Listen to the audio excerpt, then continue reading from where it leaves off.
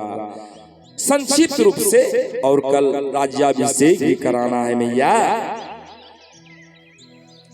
सबरी देखिए, सबरी पूर्व जन्म में क्या थी आप सुने, ध्यान पूर्वक सुनेंगे। और गुरु अनंत उदासीन चैनल पर सारी कथा को जो मैं इस व्यासपीठ से कहा, आप लोग सुनते रहना जीवन भर। देखिए शांति मिलेगी, क्योंकि आप माता के चरणों के तले बैठ करके सुन रहे हैं, और मैं भी माता के चरणों के तले व्यासपीठ पर बैठकर आपको कथा सुना रहा हूं। सबरी पूर्व जन्म में कुतिया थी, कोई खिखरनी कहते हैं, चलो सब ठीक है। सबरी पूर्व जन्म में कुतिया थी और जंगल की कुतिया थी। ऋषि महात्मा का आश्रम, जब पंगत में भंडारे में बैठते थे ना भोजन करने के लिए ऋषि महात्मा, तो भोजन के पश्चात पत्तल को जो है गड्ढे में डाल देते थे। उसमें जो अन्न लगा रहता था, महात्माओं का खाया हुआ जूठा प्रसाद, वो कुतिया जो है जिह्वा से चाट चाट करके खाती थी।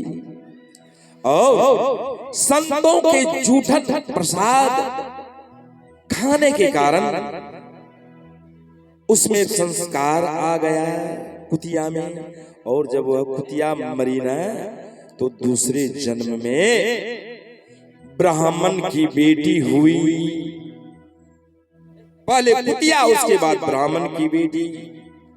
उस गांव में मेरी मैया एक पंडित जी कथा कह रहे थे, जैसे मैं कह रहा हूं आपके बीच। तो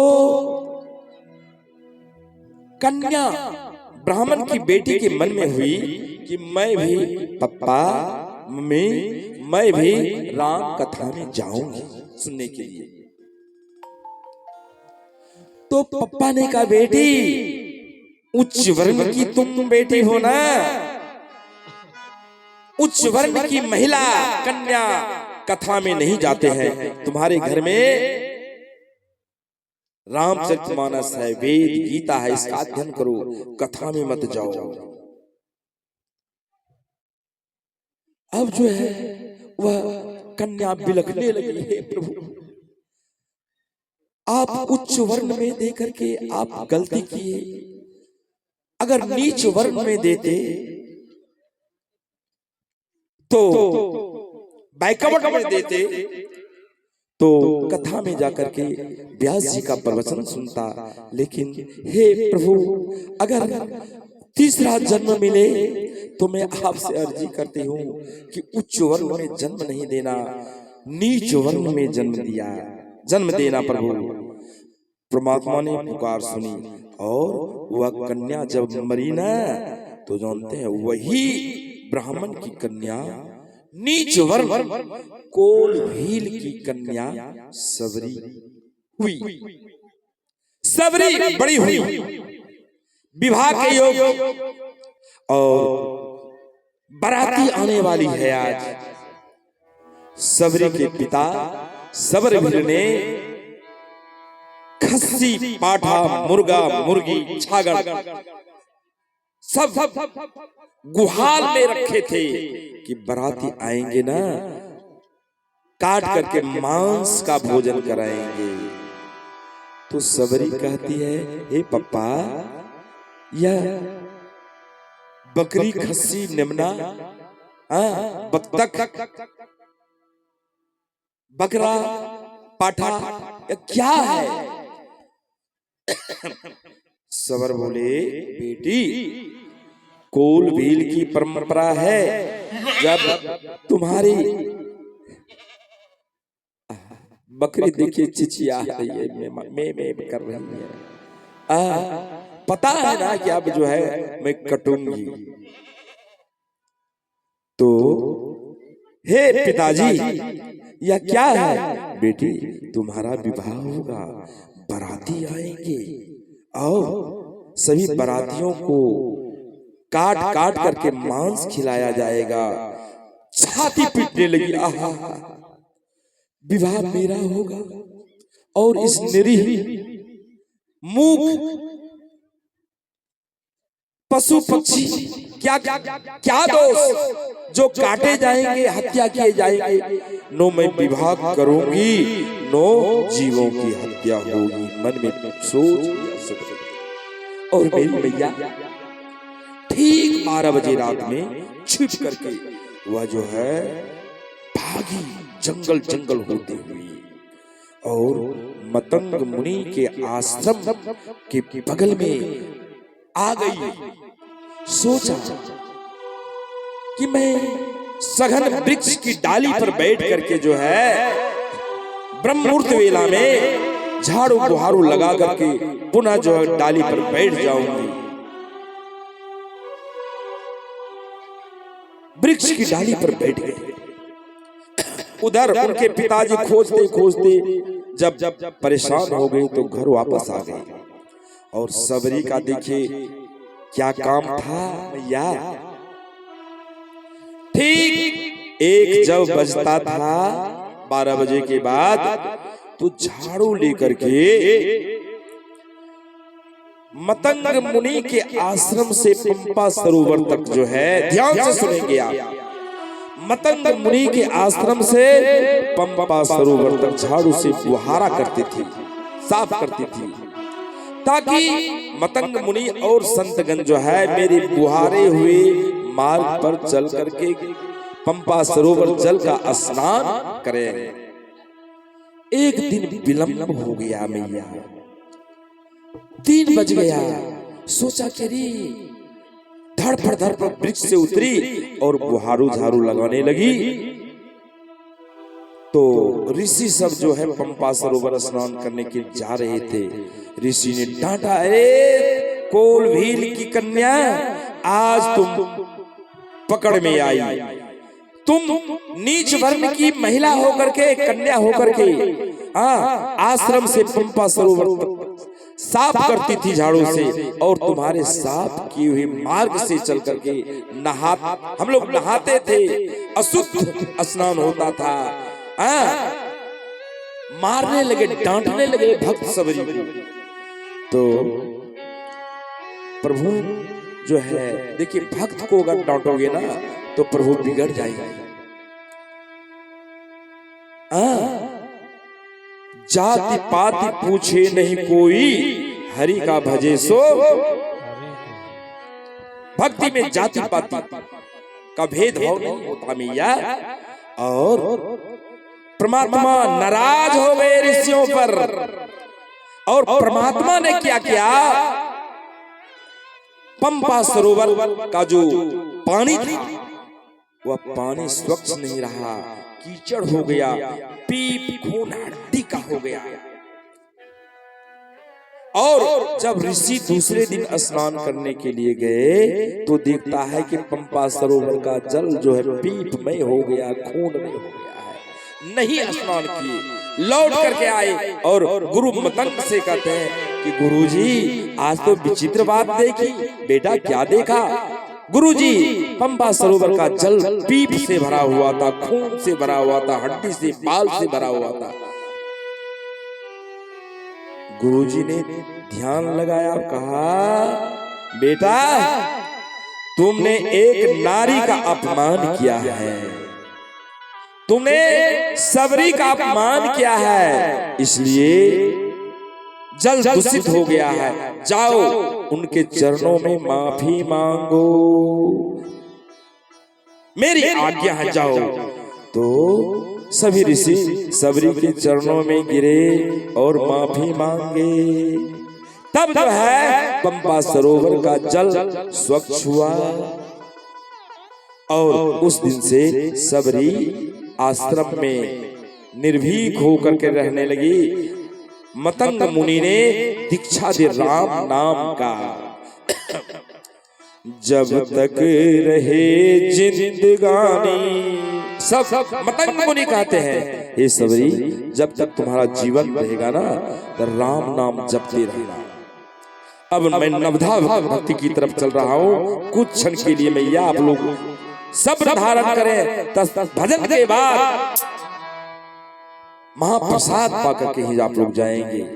भक्त ने सुंदर इंतजाम किया। हे सबरी सुनो, मैंने जो तुमको राम नाम की दीक्षा दी, जपती रहना जब तक जीवन रहेगा। जब तक रहे जिंदगानी नाम जपते रहो। जब तक रहे जिंदगानी नाम जपते रहो। जब तक रहे जिंदगानी नाम जपते रहो। जब तक रहे जिंदगानी नाम जपते रहो। बाबा तुलसी के पानी, बाबा तुलसी के पानी नाम जपते रहो। बाबा तुलसी की वाणी नाम जपते रहो।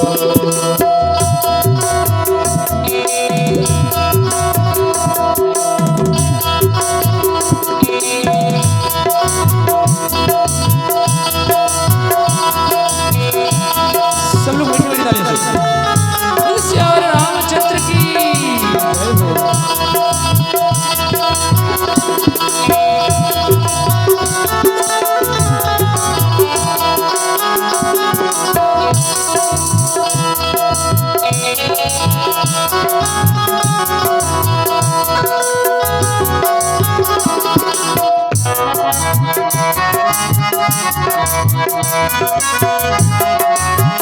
और क्या भैया, हे सबरी, राम जपे समय लाभ कछु नाही।